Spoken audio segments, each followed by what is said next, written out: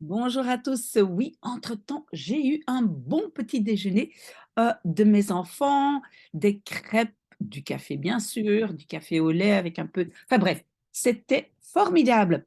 Et qu'est-ce que je vais faire maintenant? Je vais faire deux petites vidéos pour Tariq. Tariq m'a demandé et donc parler d'un texte argumentatif et aussi d'une, je pense que c'était une critique de lecture. Bref. Tariq, je pense que je vais devoir faire encore une autre vidéo plus tard avec un exemple concret, hein. Mais donc, cet exemple, je l'attends de vous. Donc, si vous avez un exemple concret, parce qu'ici, en fait, je vais donner les éléments qu'on ne doit pas, donc tous les éléments dont on a besoin quand on veut constituer ou faire écrire un texte argumentatif. Moi, ça me fait penser un petit peu à la joute verbale. J'adore ça. Donc, ce sont toujours 2 groupes. Il y a même des compétitions, heu, des joutes verbales. Donc, en fait, chacun donne ses arguments et puis on regarde un peu qui gagne, qui a les meilleurs arguments, et cetera. C'est très, très important, dans la vie. Donc, c'est une très, très bonne question, Tariq. Mais ici, donc, on va devoir l'écrire parce que c'est un texte. Enfin, je pense. OK, et donc moi, je donne 4 conseils, avant de commencer. Mais je pense qu'on aura besoin d'un exemple concret pour bien savoir de quoi on parle. Alors, première chose, parfois, on reçoit, hem, un sujet de l'école de son professeur, mais il y en a qui ne sont pas à l'école ou il y en a qui ne reçoivent pas de sujet. Alors, première chose à faire, c'est de choisir un sujet assez controversé. Parce que si vous prenez quelque chose, quelque chose, comment je vais dire ça? Un sujet sur lequel tout le monde, est bien d'accord et qu'il n'y a pas vraiment une controverse, c'est très, très compliqué. Donc c'est toujours très, très bien de prendre un sujet controversé et comme vous le savez, aujourd'hui, il y a beaucoup de sujets controversés avec ce grand mouvement woke. Il y a beaucoup de sujets, sur lesquels les gens, ils ont des opinions divergentes. Donc ça, c'est très, très important pour pouvoir donc prendre position. Comme ça, vous pouvez dire: «Je suis pour», «Je suis contre» et c'est beaucoup plus facile que de prendre quelque chose que tout le monde dit: «Bah oui, bien sûr. Oh, on doit faire quelque chose pour le climat. Oui, bien sûr. OK». Même si là aussi, il y a des gens qui ne sont pas d'accord. Bref, ça c'est la première chose, donc prenez quelque chose, hem, donc en fait, ce que moi je fais souvent, je commence alors par le numéro 2. Je commence à faire des recherches et je regarde, qu'est-ce qui est un peu controversé si je dois choisir mon sujet. Donc vous voyez, ça va un peu ensemble, mais donc ou bien vous dites: «Ah ça c'est un bon sujet» et je fais des recherches. Et qu'est-ce que vous faites quand vous faites vos recherches? Vous cherchez surtout des arguments pour et contre. Et là, voilà, vous avez tous entendu parler de l'intelligence artificielle qui, en fait, je peux vous dire, qui fait beaucoup d'erreurs et qui n'est pas, vraiment, comme nous on dirait, Dieu le Père ou qui a le mot d'évangile ou la parole d'évangile, non, mais vous pouvez quand même utiliser les intelligences artificielles pour vous donner des idées, que ce soit pour les arguments ou pour avoir une vue d'ensemble. Donc moi, j'utilise par exemple régulièrement le chat GPT si je dois parler d'un sujet et pour être sûr que je parle de tous les éléments.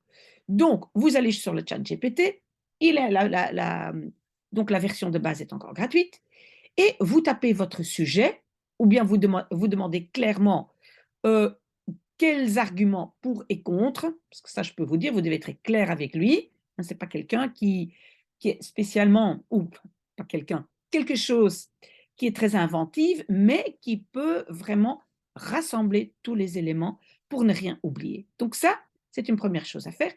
Et donc, vous préparez les arguments. Les arguments pour et les arguments contre, même si vous êtes par exemple pour ou vous êtes contre. OK? J'espère que ça c'est clair parce que vous devez vraiment bien savoir, OK, ça ce sont les 3 ou 4 grands arguments. OK? Puis et donc vous n'êtes toujours pas en train d'écrire, hein, vous prenez note, mais ce n'est pas encore le texte. Troisième élément, vous devez élaborer votre thèse ou votre position. C'est quoi ma position? Donc, ma position, elle doit être très claire, concise, concise, c'est un peu précise et bien formulée et pertinente. Donc, pas des arguments qui sont complètement à côté, mais des arguments vraiment qui défendent votre thèse. OK? Et donc, qu'est-ce que je vais faire? D'abord, je fais une liste des arguments et puis je vais mettre si ça c'est un argument qui, qui est pour ou qui est contre. Et donc, vous allez, à ce moment-là, donc quand vous allez commencer à écrire, utiliser par exemple les arguments pour et essayer de trouver des contre-arguments pour, voilà, les arguments qui sont contre. Donc, voilà, ne dites pas, ah, mais moi je suis pour et ça c'est un argument contre, hop, poubelle. Non, on prend tous les arguments qu'on a trouvés. D'accord? Et on fait la liste. Donc, comme j'ai dit, prenez aussi des arguments contraires. Donc, ça veut dire et des pour et des contre que vous allez alors contre-argumenter. OK? Et vous faites la liste. Vous n'êtes toujours pas en train d'écrire. Voilà. Maintenant, vous allez faire comme un plan de texte, une organisation de texte. Moi, je ne suis pas encore en train d'écrire. Hein. J'écris sur ma feuille ou dans un document, j'écris introduction. Et là, j'écris quelques mots-clés donc, pour présenter le sujet. De quoi il s'agit? Est-ce qu'on va parler des jeunes qui doivent faire des efforts pour le climat? Ça peut être un sujet. Et quelle est ma thèse? Par exemple, ma thèse pourrait être ce que moi j'ai fait ici en Europe, ça n'a aucune influence sur la protection de notre climat parce qu'en Chine, ils sont beaucoup plus nombreux. Voilà, ça peut être ma thèse. Donc, ma thèse peut être, donc le sujet peut être le changement climatique et ma thèse peut être ce que moi je fais ici, ça ne sert à rien.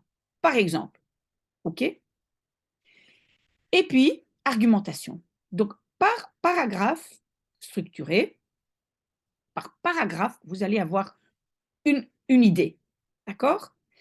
Euh, Par exemple, comme j'ai dit, un élément, ça peut être, voilà, ce que je fais ici en Europe, ça ne va pas changer grand-chose, mais je pourrais dire que c'est quelque chose de symbolique. Je peux donner l'exemple.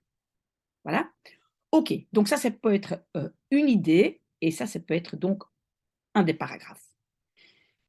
Ce que vous devez absolument, mais absolument faire pour que votre texte soit attractif, c'est donner des exemples concrets. Des exemples concrets. Donc là aussi, vous allez en mots-clés ou en petits tirets déjà écrire.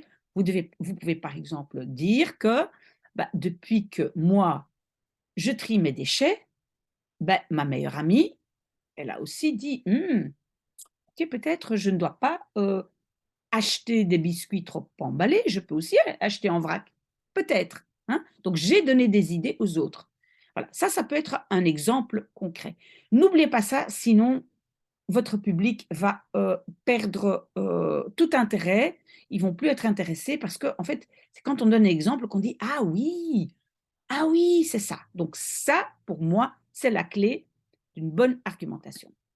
Ok, moi aussi j'aime bien toujours, parce que je suis, on va dire, une femme de science, je veux toujours des statistiques et donc des faits pertinents, des choses qui sont vraiment passées, hein, que vous avez lues dans un journal ou en ligne, mais attention, des sources fiables, hein, mais donc des faits pertinents. Alors, statistiques, moi j'utilise beaucoup Eurostat, hein, c'est un site qui donne des statistiques européens, donc sur l'Europe, pardon, des statistiques sur l'Europe, mais il y a aussi StatBel, ça c'est pour la Belgique, moi je pense que c'est plus intéressant au niveau européen, c'est un peu plus large. Ok, mais donc, intégrer des statistiques. Hein, voilà, 60% des personnes trouvent que on devrait faire quelque chose, mais finalement, il n'y a que 20 personnes qui font quelque chose. Hein. Voilà, très important. Alors, donc, euh, après avoir fait tout ça, c'est la conclusion. Et dans la conclusion, on ne peut pas apporter de nouveaux arguments, de nouveaux éléments, pardon. On on ne peut pas venir avec quelque chose de nouveau. On peut résumer les arguments principaux et on peut encore une fois réaffirmer sa position. Donc moi, je suis contre et mes arguments sont plop plop plom. OK? Encore quelques conseils. Évitez les généralisations. Oui, évitez de dire tous les vieux trient bien, tous les jeunes s'en fichent, ou le contraire, tous les jeunes sont très conscients du climat et tous les vieux, ils s'en fichent, ils prennent des jets privés, par exemple. Donc, évitez les généralisations, ça ne nous apporte rien. Moi, au lieu des généralisations, apportez des statistiques. Voilà. OK? Alors, on évite aussi les arguments ad hominem. C'est quoi ad hominem? Ce sont des attaques personnelles. Donc, quelque chose que vous dites vraiment personnellement contre quelqu'un, ça, normalement, on essaye d'éviter parce que, par exemple, on peut dire ah, Donald Trump, il s'en fiche du climat. Voilà. Ça, c'est une attaque personnelle. D'abord, en plus, cet argument n'est peut-être pas correct, pas vrai. Et vous vous mettez aussi à dos déjà un énorme groupe de personnes qui sont peut-être pour Trump. Donc, on évite ça absolument. Pas d'argument ad hominem, pas d'attaque personnelle. Et alors, les fausses analogies. Oui, je ne sais pas si vous comprenez ça, mais comme par exemple tous les Chinois qui voyagent tout le temps, voilà. Non, on évite. Si vous voulez vraiment avoir donc enfin, faire des analogies, alors vous prenez vos statistiques. Voilà. Les statistiques nous disent que les Chinois, blablabla, les Européens, blablabla, ou parfois, ce n'est pas tout un continent, hein, nous montrent que 20% des Chinois, blablabla, que 10% des Européens, blablabla. OK? Donc, pas de fausse analogie. OK. Alors, encore quelque chose, c'est adaptez-vous à votre donc faire un texte adapté à votre public. Donc, et les arguments et le langage. Mais les arguments, ça veut dire que si vous allez donner dans vos statistiques uniquement des statistiques sur des personnes qui ont plus de 50 ans, et votre public, ce sont des jeunes à l'école, ça ne va pas leur parler. Hein. Donc, attention, vos arguments, vous pensez, ah oui, oui, oui, mais qui va lire mon texte? Ah oui, ok, c'est mon professeur, il a quel âge? Il a 35 ans. Voilà, ok? Ou est-ce que ce sont tous les élèves qui ont 15 ans? Aussi le langage. Donc, si vous parlez à vos copains qui ont par exemple 15 ans, et il y en a plein qui ne connaissent pas encore des mots très sophistiqués, alors vous allez perdre votre public. Hein. Donc, vous vous adaptez. Si vous utilisez un mot difficile, ben, vous donnez une petite explication.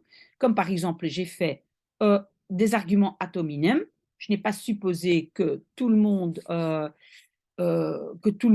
comprenne ce que c'est, donc j'ai expliqué un tout petit peu. OK? Alors, après, donc vous avez écrit, hein, donc une fois vous avez votre schéma, vous commencez à écrire et vous écrivez. Hein, on vérifie pas trop, on écrit. Une fois que tout est écrit, alors là, on relit plusieurs fois, on regarde l'orthographe, grammaire, syntaxe. Est-ce que c'est bien clair? Est-ce que c'est bien concis? Est-ce que c'est... Voilà, on comprend bien. Moi, ce que je fais aussi, c'est je le fais lire à quelqu'un d'autre. Si la personne dit, j'ai rien compris, en tout cas pas intéressant, voilà, alors je dois réécrire. Donc faites ça, relisez vous-même ou voilà, demandez à quelqu'un de relire. Tariq, j'espère que ça c'est un peu plus clair, mais si vous voulez donner un exemple concret, je peux donc développer tout ce que j'ai dit ici dans un exemple concret. D'accord? Ben voilà, on passe à la prochaine vidéo sur la lecture. À tout de suite, peut-être.